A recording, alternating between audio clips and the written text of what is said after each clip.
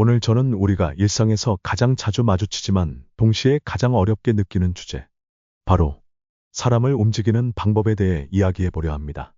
우리는 살아가며 늘 누군가를 설득하고 부탁하고 요구해야 하는 상황에 놓입니다.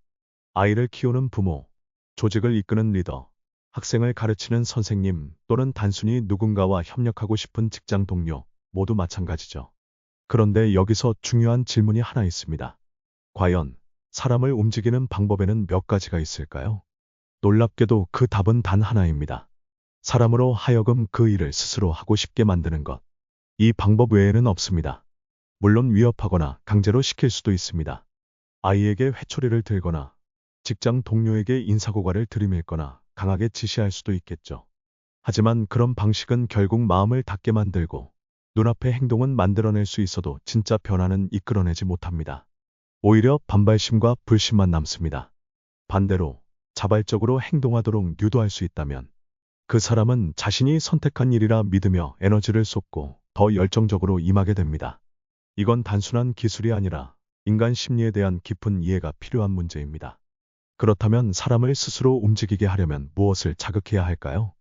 여기서 인간 본성에 대한 이야기가 나옵니다. 지그문트 프로이트는 인간의 모든 행동은 두 가지 욕망, 성욕과 위대해지고자 하는 욕망에서 비롯된다고 말했습니다. 그리고 철학자 존 듀이는 그것을 조금 다르게 표현했죠. 바로 인정받고 싶은 욕망이 인간 본성에서 가장 강하다고 했습니다. 이건 단지 말뿐이 아닙니다. 우리는 늘 누군가에게 인정받고 싶어 합니다. 그것은 상사일 수도 있고 부모일 수도 있고 때로는 사회 전체일 수도 있습니다. 이 욕망은 식욕이나 수면욕처럼 원초적이고도 강력한 본능입니다. 문제는 이 욕망이 쉽게 채워지지 않는다는 데 있습니다. 건강, 음식, 성, 돈, 자녀의 행복 이런 것들은 어느 정도 충족이 가능합니다. 하지만 존재 가치를 인정받고 싶다는 갈망은 많은 사람들에게 평생 따라다니는 과제입니다. 우리가 잘 아는 링컨도, 디킨스도, 셰익스피어도 이 갈망에서 자유롭지 않았습니다. 링컨은 야채가게 점원이었을 때 법률책을 읽으며 공부했고 디킨스는 가난과 어려움을 견디며 불면의 소설들을 썼죠. 그들 안에는 공통된 감정이 있었습니다. 바로 나는 세상에 필요한 존재다. 가치 있는 사람이다. 라는 것을 증명하고 싶다는 강한 갈망. 이 갈망은 문명과 예술, 정치, 과학을 이끌어온 에너지였고 오늘날 기업을 창업하고 사회를 변화시키는 사람들의 내면에도 여전히 작동하고 있습니다.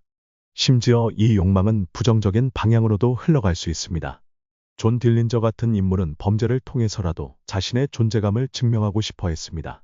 FBI에 쫓기면서도 그는 나는 딜린저다 라고 외치며 자부심을 드러냈습니다.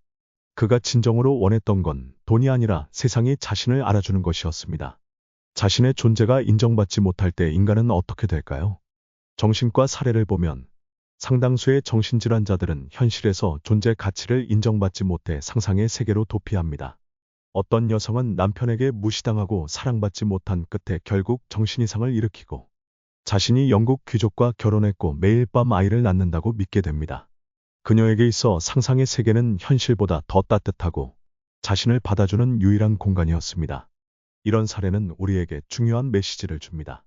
존재 가치를 인정받고 싶은 욕망은 때로는 사람을 병들게 할 만큼 강력하다는 것입니다. 그렇다면 이 욕망을 건강하고 아름답게 채우는 방법은 무엇일까요? 그 답은 다름 아닌 진심 어린 칭찬과 인정입니다. 찰스 슈워브는 하루 $3,000 이상의 급여를 받던 인물이었습니다. 하지만 그는 단순히 돈을 벌기 위해 일한 것이 아닙니다. 그는 말했습니다. 나는 사람들로부터 열정을 이끌어내는 능력이 있습니다. 그것은 칭찬과 격려라는 도구를 통해 가능해집니다. 그는 직원들을 질책하기보다 인정해주고 칭찬하는 데 집중했습니다. 실수했더라도 의도를 읽어주고 잘한 점에 대해 진심으로 고마움을 표현했습니다. 그 결과 직원들은 자발적으로 일하고 회사는 더 강해졌습니다. 이처럼 칭찬은 사람의 마음을 열고 스스로 행동하게 만드는 가장 강력한 도구입니다. 그리고 그 효과는 일시적인 것이 아니라 평생 지속되기도 합니다. 앤드류 카네기는 묘비에 이렇게 새겼습니다. 자신보다 현명한 사람을 끌어모으는 법을 알았던 이가 여기에 잠들다. 그는 주변 사람들을 인정하고 존중하는 것이 가장 큰 리더십이라는 걸 알고 있었던 겁니다. 여기서 우리는 꼭 짚고 넘어가야 할 것이 하나 있습니다. 바로 칭찬과 아첨은 다르다는 점입니다. 칭찬은 진심이고 이타적이며 상대의 장점을 있는 그대로 인정하는 것입니다.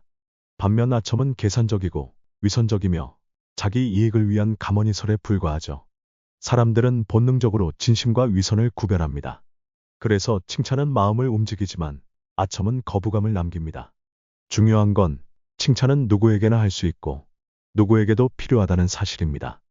심지어 그 사람이 나보다 부족해 보일지라도 그에게는 나보다 나은 점이 있다는 에머슨의 말을 기억해 보세요. 그 마음으로 보면 누구에게도 진심 어린 칭찬을 할 수 있고 그 말은 평생 기억될 감동이 됩니다. 우리는 가족에게 밥을 주고 직장 동료에게 업무를 줍니다. 그런데 그들의 자존감에는 무엇을 주고 있을까요? 식사는 하루 3번 주면서 진심 어린 칭찬은 1년에 한 번도 주지 않는다면 그것이 진짜 인간관계일 수 있을까요? 우리는 누군가에게 진심으로 인정하는 말을 한 번 건네보는 것만으로 그 사람의 삶을 바꿀 수도 있고 그로 인해 우리의 삶도 풍요로워질 수 있습니다. 마지막으로 이렇게 정리하고 싶습니다. 사람을 움직이는 방법은 단 하나. 그 사람이 스스로 하고 싶게 만드는 것. 그리고 그 열쇠는 진심 어린 인정과 칭찬에 있다. 감사합니다.